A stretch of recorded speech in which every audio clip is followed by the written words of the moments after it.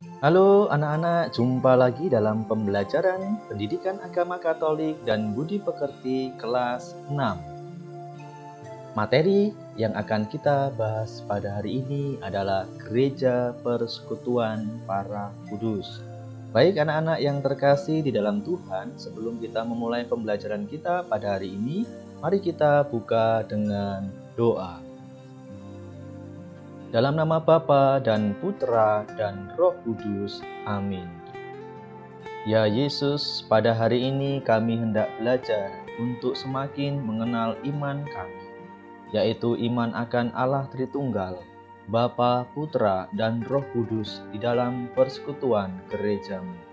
Dampingilah kami dalam pelajaran ini, agar kami semakin mengenal dan mengimani-Mu, karena Kristus Tuhan kami. Amin. Dalam nama Bapa dan Putra dan Roh Kudus. Amin. Anak-anak yang terkasih di dalam Tuhan, tujuan pembelajaran kita hari ini yang akan kita capai adalah yang pertama, kita menjelaskan arti gereja yang bersifat kudus. Yang kedua, menjelaskan arti gereja persekutuan para kudus. Yang ketiga, menjelaskan contoh perwujudan dari gereja persekutuan para kudus. Dan yang keempat, kita menjelaskan contoh tradisi gereja sebagai persekutuan para kudus. Anak-anak, itulah tujuan pembelajaran kita hari ini yang akan kita capai. Anak-anak yang terkasih di dalam Tuhan, gereja adalah persekutuan para kudus yang menunjukkan kesatuan antara semua orang yang percaya kepada Yesus Kristus, baik yang masih hidup atau yang telah meninggal dunia. Kita dipanggil pada kesempurnaan untuk mencapai kekudusan karena disatukan oleh iman akan Yesus Kristus dan percaya kepada Roh Kudus. Nah, anak-anak yang terkasih, coba kita amati gambar berikut ini ya. Ada 4 gambar ini. Nah, kira-kira ini gambar apa ya, anak? Iya, ini adalah gambar para santo dan santa. Tentunya kalian pasti sudah tahu cerita atau kisah dari santo santa ini ya. Kita lihat yang pertama ini ada Santo Yohanes Bosco. Nah, yang kedua ini ada Santo Laurentius. Dan yang ketiga ini ada Santa Teresia dari Kalkuta. Dan keempat ini adalah Santa Bernadette. Tentunya kalian pasti tahu cerita-cerita ini ya. Dan inilah adalah orang-orang kudus. Ini adalah Santo Santa. Nah, anak-anak yang terkasih di dalam Tuhan, dalam tradisi gereja Katolik, dikisahkan beberapa tokoh yang berjuang membela imannya. Nah, tokoh tersebut adalah Santo Santa, Beato, Beata, dan Martir.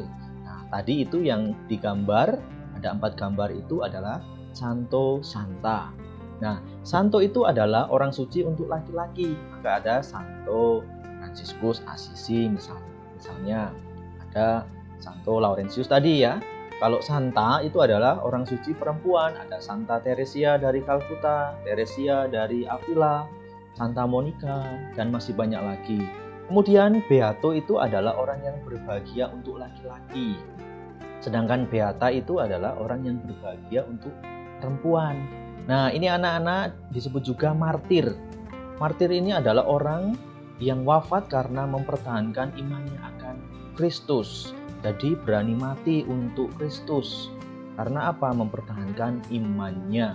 Banyak di dalam gereja Katolik seorang martir yang menjadi orang-orang yang kudus. Anak-anak yang terkasih di dalam Tuhan, Persekutuan para kudus adalah himpunan orang-orang yang pada masa hidupnya menunjukkan nilai-nilai iman, kesucian, dan menyerahkan seluruh hidupnya untuk kemuliaan Allah. Meskipun mereka telah wafat, iman akan Kristus dapat menjadi satu tali pengikat persekutuan dengan gereja yang masih berziarah di bumi. Nah, seperti halnya tadi dalam Santo Santa ya. Ini ada, kalau di sini ada Santo Laurentius, Teresia dari Kalkuta, Santa Monica, Santo Stefanus. Nah, kemudian kita lihat ya di dalam Bapak beri contoh di sini adalah soal perjuangan Santo Laurentius menunjukkan sifat gereja yang kudus. Nah, Ini ya, ini Santo Laurentius. Nah, persekutuan gereja yang kudus ini mencakup orang yang masih mengembara di dunia dan juga yang telah berada di surga. Nah, anak-anak yang terkasih di dalam Tuhan, kita lihat tradisi gereja sebagai persekutuan para kudus. Kita lihat di sini ya. Di sini ada perayaan Ekaristi. Di sini ada doa bersama. Tentunya kalian pasti merayakan ini. Tentunya kalian pernah mengikuti ya anak-anak, perayaan Ekaristi maupun doa bersama. Anak-anak yang terkasih, di dalam perayaan Ekaristi dan doa bersama itu memiliki tata cara dalam berliturgi. Nah, tentunya ini tidak asing mungkin ya di telinga kalian, atau kalian juga pernah melakukannya itu, baik perayaan Ekaristi maupun doa bersama. Maka dalam perayaan Ekaristi itu dibagi menjadi 4 ritus ya anak-anak di sini. Yang pertama itu ritus pembuka. Dimulai dari lagu pembuka, tanda salib dan salam, pengantar dan tema, pernyataan tobat, Tuhan kasihanilah kami, kemuliaan dan doa pembuka. Itu yang disebut dengan ritus pembuka. Kemudian yang kedua itu ada liturgi sabda. Dimulai dari bacaan pertama, lagu antar bacaan atau mazmur tanggapan. Bacaan kedua, bait pengantar Injil, bacaan Injil, homili, aku percaya atau kredo, doa umat. Nah, itu bagian-bagian dari liturgi sabda ya anak-anak. Kemudian yang ketiga itu ada liturgi Ekaristi. Dimulai dari persiapan persembahan, doa persiapan persembahan, dialog membuka, prefasi, kudus, doa syukur agung, doa Bapa kami, doa damai, anak domba Allah, persiapan komuni, penerimaan tubuh dan darah Kristus, pembersihan, taat hening, mada pujian, dan doa sesudah komuni. Nah, itu bagian-bagian dari liturgi Ekaristi. Dan yang keempat itu adalah ritus penutup, dimulai dari pengumuman, amanat perutusan, berkat, pengutusan, dan perarakan keluar. Nah, itu anak-anak dalam perayaan Ekaristi dibagi menjadi 4 ritus. Apa? Yang pertama, ritus pembuka, yang kedua liturgi sabda, yang ketiga liturgi Ekaristi, dan yang keempat ritus penutup. Nah, anak-anak yang terkasih di dalam Tuhan, kita juga melihat di dalam Injil Yohanes bab 3 ayat 1 sampai 5 yang mengisahkan percakapan Yesus dengan Nikodemus ya. Ditegaskan bahwa untuk mendapatkan keselamatan orang mesti dilahirkan kembali lewat pembaptisan. Maka di dalam tradisi gereja Katolik, ketika mau bergabung atau masuk dalam persekutuan gereja Katolik harus melewati apa? Melewat pembaptisan ini. Yang kedua, kita lihat dalam perikop Yohanes bab 6 35, 48, 51, 54 sampai 58 tentang Yesus adalah roti kehidupan. Ditegaskan bahwa untuk memperoleh hidup yang kekal, orang mesti makan roti dari surga. Roti dari surga itu adalah tubuh dan darah Kristus itu sendiri. Nah, itu ya anak-anak. Di dalam kitab suci juga diajarkan bagaimana keselamatan itu harus dilahirkan lewat pembaptisan. Kalau untuk memperoleh hidup yang kekal, mesti makan roti dari surga. Roti itu adalah tubuh dan darah Kristus itu sendiri. Nah, anak-anak yang terkasih di dalam Tuhan, dapat Bapak simpulkan bahwa orang kudus dalam gereja Katolik adalah orang-orang yang selama hidupnya membaktikan diri seluruh hidupnya untuk kemuliaan Allah. Sama seperti halnya tadi ya, yang Bapak jelaskan di atas itu ada Santo Santa. Nah, untuk orang laki-laki itu disebut Santo, sedangkan orang kudus perempuan itu disebut Santa. Tadi ada Beato, Beata ya. Kemudian di dalam gereja Katolik ada banyak santo dan santa, misalnya Santo Andreas, Santo Laurentius, Santo Fransiskus Assisi, Santo Yohanes Bosco, Santa Teresia dari Kalkuta, dan Santa Bernadette.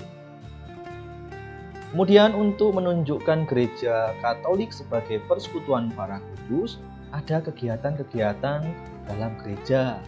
Misalnya apa anak-anak? Doa bersama, perayaan Ekaristi, dan juga ada kelompok-kelompok dalam gereja. Nah, kelompok-kelompok dalam gereja itu seperti hierarki, biarawan-biarawati, dan awam. Nah, Yesus Kristus menegaskan bahwa untuk mendapatkan keselamatan orang perlu dilahirkan kembali lewat pembaptisan dalam Injil Yohanes tadi ya. Kemudian dan untuk mendapatkan hidup kekal, orang mesti makan tubuh dan darah Kristus. Nah, ini ya, ada perayaan Ekaristi ya. Akulah roti hidup dalam Injil Yohanes bab 6. Anak-anak yang terkasih di dalam Tuhan, untuk refleksi kita, apakah aku sering ikut berdoa bersama di gereja, di lingkungan, dan di wilayah? Apakah aku terlibat dalam kegiatan-kegiatan di gereja? Apakah aku sering membaca kisah tentang Santo dan Santa? Dan apakah aku mempunyai devosi khusus kepada orang kudus? Nah, anak-anak yang terkasih, mari kita refleksikan bersama. Nah, anak-anak yang terkasih di dalam Tuhan, pembelajaran kita telah selesai. Mari kita tutup dengan doa. Dalam nama Bapa dan Putra dan Roh Kudus. Amin. Ya Allah, terima kasih karena pada hari ini kami boleh belajar mengenal gereja persekutuan para kudus. Semoga kami mampu untuk hidup lebih baik dan mau terlibat dalam hidup menggereja. Demi Kristus Tuhan kami. Amin. Dalam nama Bapa dan Putra dan Roh Kudus. Amin. Terima kasih anak-anak sudah mengikuti pembelajaran kita pada hari ini. Sampai ketemu di pembelajaran berikutnya.